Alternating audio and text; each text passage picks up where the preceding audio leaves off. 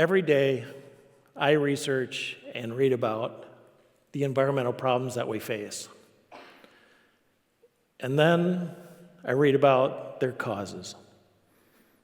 The wildfire smoke that we've had this summer, the weather events, ocean and lake plastic. And like I said, then I'll look at what causes these things. And we've all heard of those things.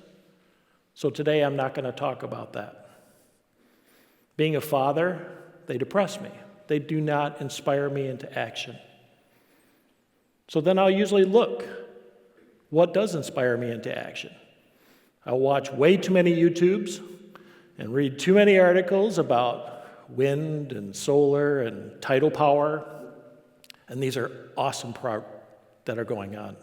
And recently I have a guilty pleasure of looking at a lot of regenerative farming.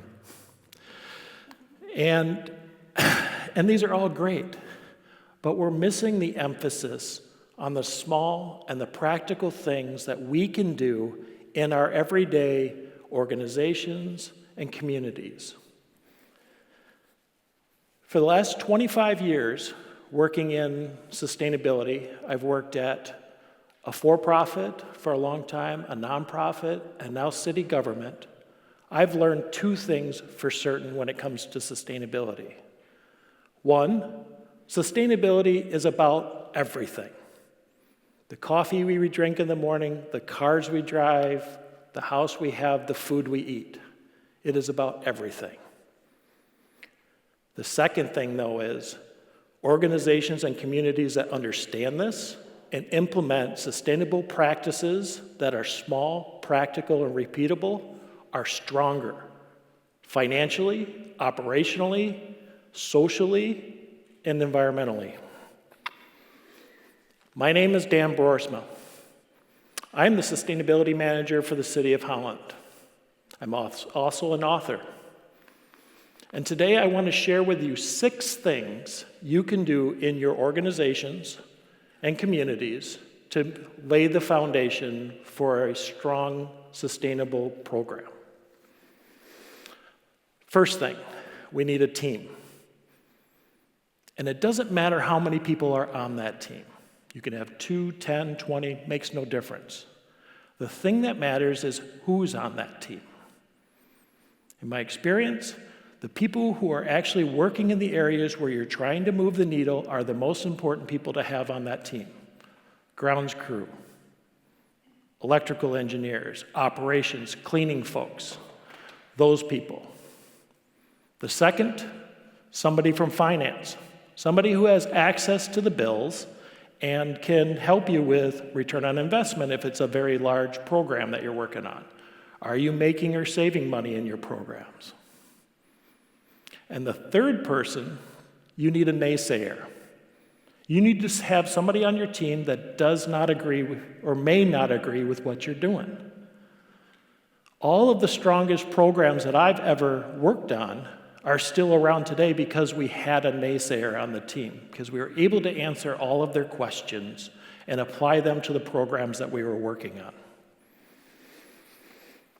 So, we have our team. The next thing is we need something for them to work on.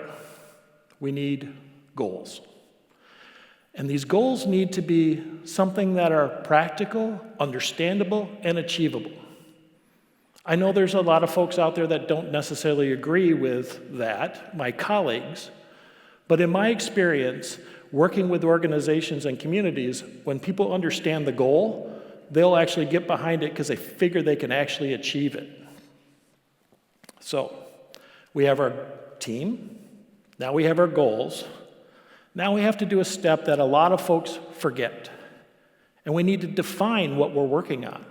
You need to define your goals, you need to define your team, you need to define what does sustainability mean to your organization and community.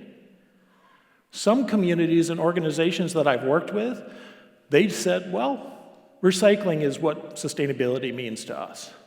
Other folks, well, maybe it's just about energy.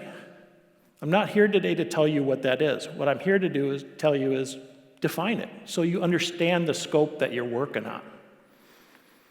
So we have our team, we have our goals, We now have defined our goals.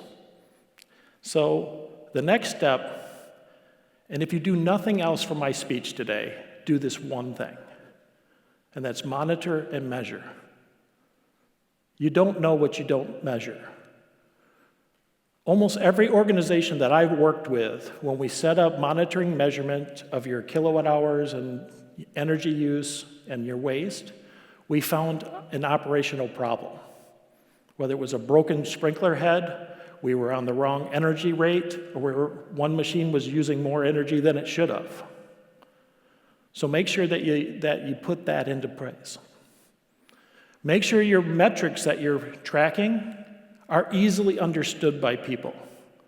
If you're doing energy, kilowatt hours, MMBTUs, gallons of water, those type of things, pounds of trash.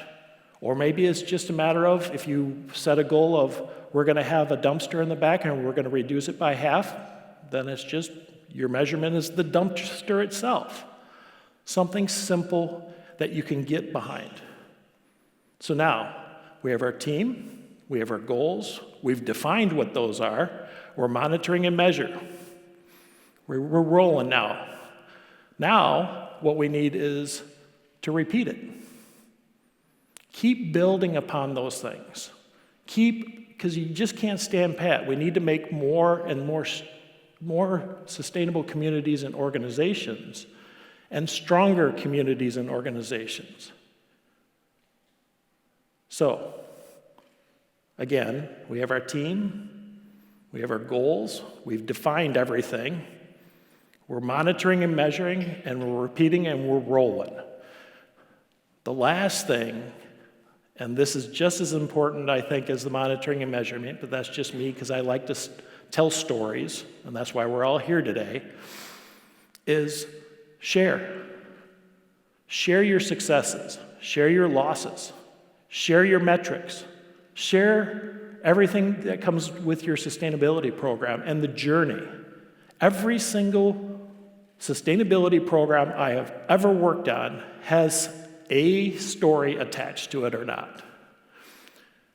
Like, we were doing a recycling program at a local school, and our team went at night to do an assessment of the waste that we were throwing away, because that's when the cleaning crew's there and they gather it up, so we needed to figure out how to do the recycling program. So we went at night, and as we were there, we had to ask the manager a question.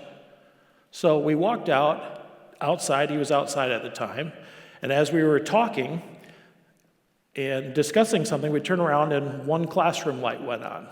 And we didn't think anything about it. And then another classroom light went on. And then another and another. And then somebody on my team, and it wasn't me, raised her hand and said, "Wait a minute, there's no school right now. There's no programs going on right now. Why are the lights going on?" And the manager said, oh, that's how the cleaning crew knows that the room has been cleaned, so they don't double clean it. So we're trying to install a recycling program, and we've discovered an energy program.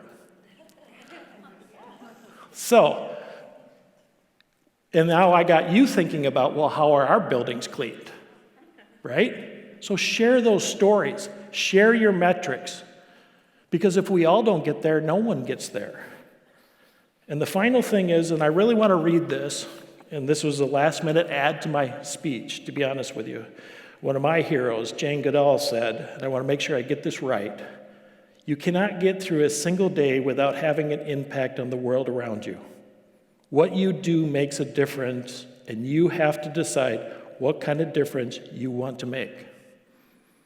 And that is my question to you. What kind of difference do you want to make? Thank you.